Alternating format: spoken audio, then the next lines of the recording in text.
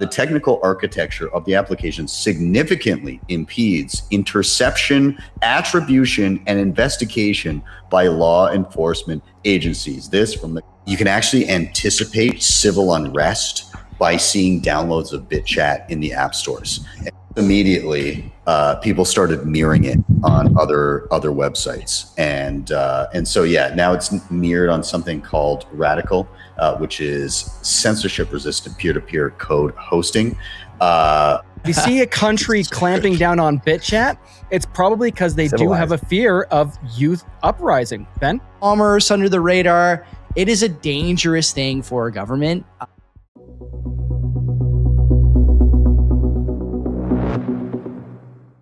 That GitHub would be kind of cucked. Especially you mean the Microsoft company? Yeah. Yeah, exactly. As soon as Microsoft took it over, I was like, oh, you know, when do we start hearing bad things? Nonetheless, here's the quote from the government of India, tweeted by Callie. BitChat enables anonymous communication without mandatory user registration, phone number verification, or centralized logging of communications.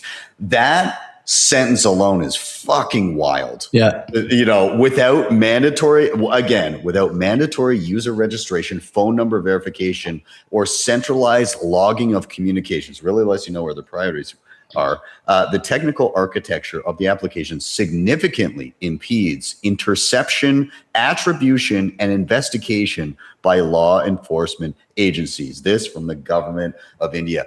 Get fucked, you guys. Are you kidding me with that? That is wild. Nonetheless, that's kind of the point, obviously. And BitChat, what I'll say in regards to it, those unfamiliar, it uses Bluetooth to create mesh networks so that people can communicate within smaller distances. And when you link with another person via Bluetooth, it extends your reach further.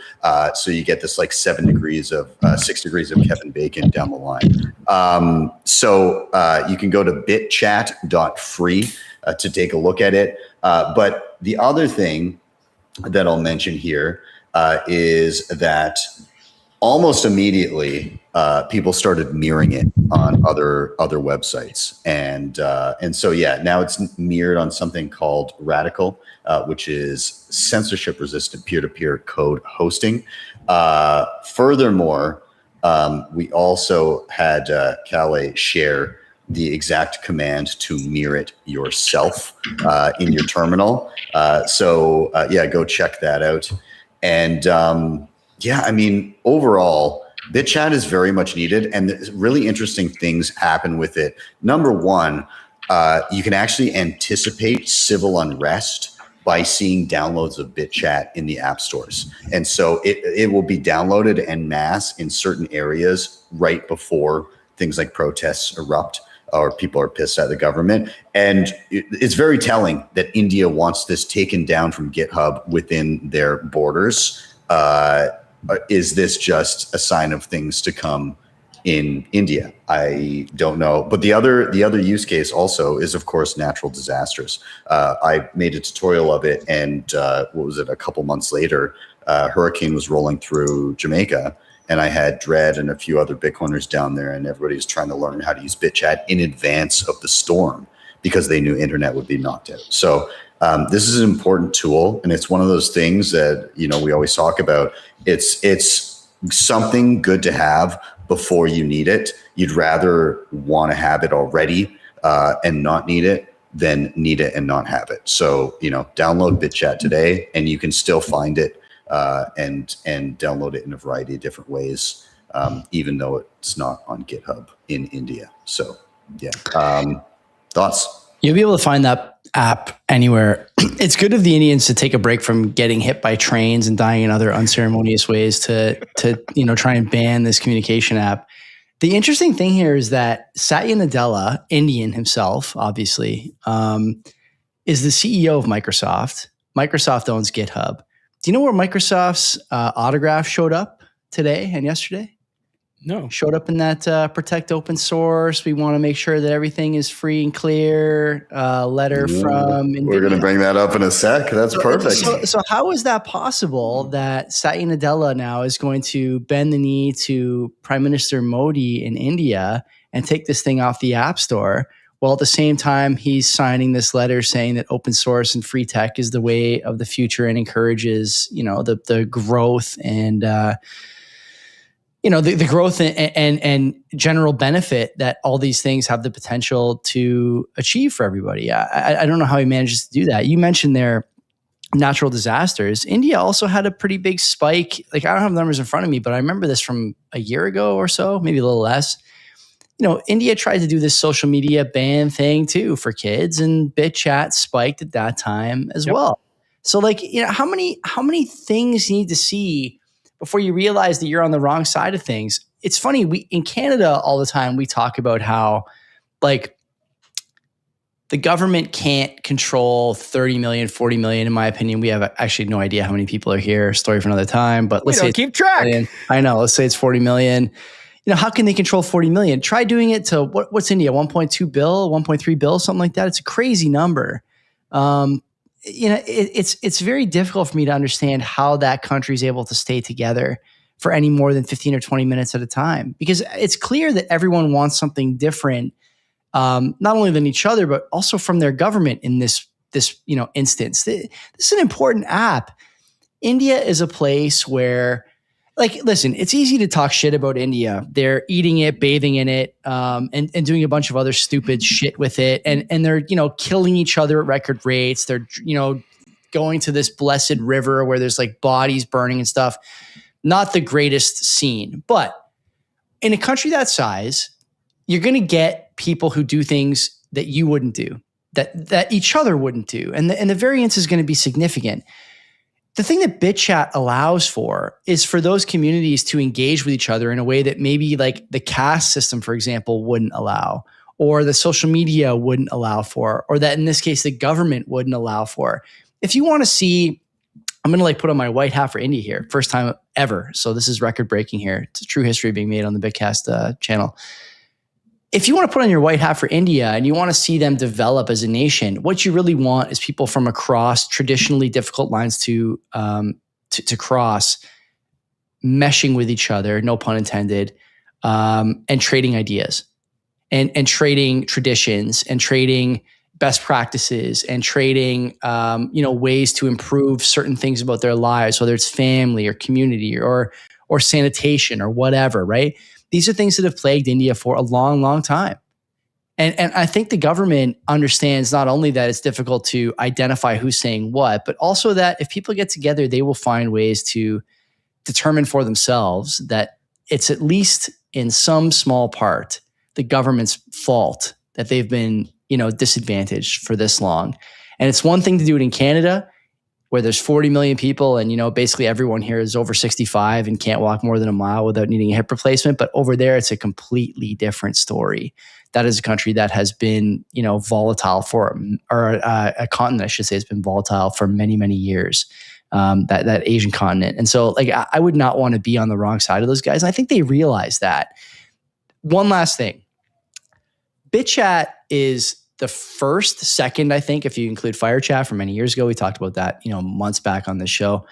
The mesh network thing is difficult in places like Canada because not a lot of people might be using it. And so that amplification that you talked about there, that low level Bluetooth that your phone is always running, people don't understand how powerful a technology that is because we don't need it. Man, in a country of 1 billion plus, it would be enormous. Those BitChat rooms would be full of people. I think there's Bitcoin payments in BitChat as well, right? Yep. eCash. So you're talking about commerce under the radar. It is a dangerous thing for a government. I really, really, really like that the government of India has to try and step up and get this done.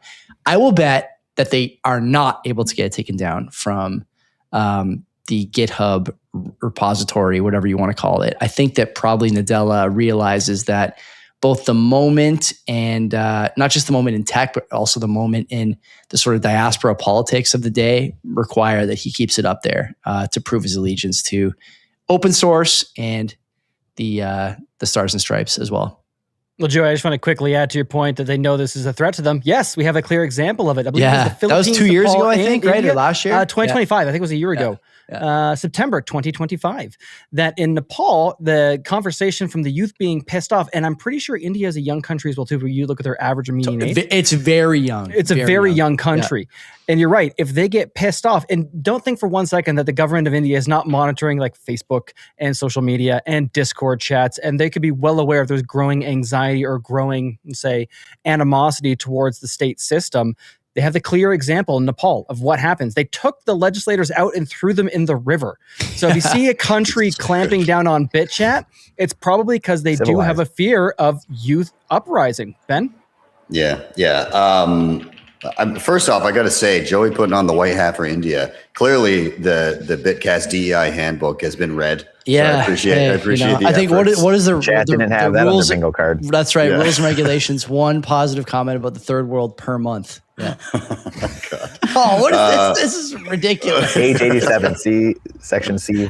Oh man. Okay, so I want to touch on the Joey, you mentioned it, but CEO of NVIDIA joined X and shared a letter that NVIDIA signed on why open models matter in reference to the Trump admin and worries of the banning of Chinese models and other open models in the US and their threat to like Anthropic and OpenAI and all this stuff.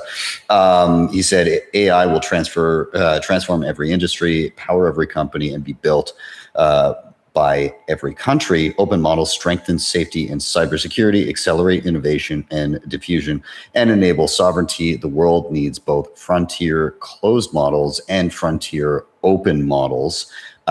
Musk quoted that. This has my full support. Jensen is right. And then curiously, really funny, and the reply is gold. Sam Altman, I want the US to win in AI, both in open source and proprietary models. And I am glad to see this, quoting the CEO with the letter. And then Lynn Alden below, didn't sign it though. So I mean, there you go. And then we've got the poly market odds of US government intervention against open models have spiked just today. So we can see U.S. government bans an open source AI model in 2026, now sitting at 46%. U.S. government removes public access to a major Chinese AI model in 2026, sitting at 26%, up from sub 10%, like in the 5, 6, 7% range. So make of that what you will. But yeah, gents, did you take a look at that letter? And I mean, we were chatting about this beforehand. It's not just a love of open source from NVIDIA. There's a financial incentive there. Does anybody want to touch on that? Go for it, Brandon. Oh, Joey. So I did not get to look at the letter in full yet, but this is why, like I was mentioning Liz Warren earlier, because this obviously ties back to Bitcoin too, with the open source nature of things. I don't know what the magic bullet is. Again, we mentioned this as well with the leveraging of Bitcoin and trying to shortcut the process. Patience and time. I mean, we talk about Thomas Paine many times here too in 1776, right? Time converts more than reason. So us trying to make all these arguments, even emotional ones, they can move the needle. You can can lead horses to water, but you can't make people drink. And this is where even people's, whether it's 3D printing or whether it's these open AI models or Bitcoin itself, these open decentralized networks, they don't have, generally speaking, at least for Bitcoin, right? They don't have CEOs, they don't have marketing departments. So number one, it's hard to organize and just move things along in general. People have to find it over time, and it's just from the organic reach out of people like us and people in the chat, et cetera. But governments aren't incentivized, as we have seen now. I mean, it's great because we're seeing it with AI. So now we have something to contrast with Bitcoin. We are seeing it with money, and that's really the highest form of communication. So of course, governments don't want to promote that because they can't control it. Well, now we're seeing it with AI. We're seeing it with weaponry in essence. And we've seen that, right? Like you can have firearms in America, but you can't have a tank. You can't have a rocket launcher. You can't have a nuclear bomb. So like they put these arbitrary levels on things at the end of the day. And again, we know that it's up and to the right for freedom overall. We live now in the West, like kings did, the average person of 100 years ago, 200, 300 years ago. So we know overall, when we zoom out, when we are patient, this is what happens, that it's going up and to the right because we have more access to this information, and we can continue fighting these things every single day. Because again, we talk about anarchism, we talk about anarcho-capitalism and volunteerism and capitalism, all these things. But governments, at the end of the day, this is why we were saying this before too, you look at it from Saylor, like we said, we don't know his intention. We can say maybe he has the best of intentions. Maybe he's just his magnet on his compass is broken, right? This is what governments are in general. You are generally speaking, you're going and I'm going to do a service for the people. I'm going to try to protect them. Well, you can rationalize any of these things as a human being to say, well, I'm protecting them. I'm keeping firearms away from the citizens. I'm keeping open AI or open models. I'm keeping Bitcoin away because I don't want criminals. And the Liz Warren thing, that's why I brought that up earlier, because we can like get ourselves into this mental gymnastics of, well, I'm just protecting the people. I'm just protecting all these things. So we come from a free market angle and say, hey, we have faith and trust in society that these things are going to happen. And a lot of people, unfortunately, we've grown up in this government-run school system, this communist system, generally speaking, where it's conform, comply, obey. Most people don't think like that. We think we can root out, we live in this world, we think we can just root out all of this stuff by just throwing money at it. We can, give Bill Gates a bunch of cash and you can sprinkle pixie dust in the air and he'll get rid of climate change for us. He'll get rid of, all these different things. And we live in this bubble at the end of the day. So this is, again, why it's going to take a lot of pain, I think, across society writ large, like it always has throughout human history, to make change where a couple % of people wake up, they grab their proverbial muskets or whatever it may be. They say, I'm not doing this anymore. I think we still have a ways to go until people really wake up. We're getting there. We definitely are getting there with the Twitter files and all these things happening. But we don't have to, at a family level, an individual level, all of us here, you don't have to live like that. We can put a line in the sand. You can go to sovereign sessions, right? Build your self-custody, build your privacy setup, do all the things that some of the boys mentioned earlier too. And you can weather these storms at the end of the day and then be ready to support the system when things, there you go, get ready for the coming weeks here. You're going to need it. And build your local, your private stuff, build your stack, because we're going to need it so that when the time comes and things really are burning, we can then pick up these pieces and lead on the backside when the dust settles.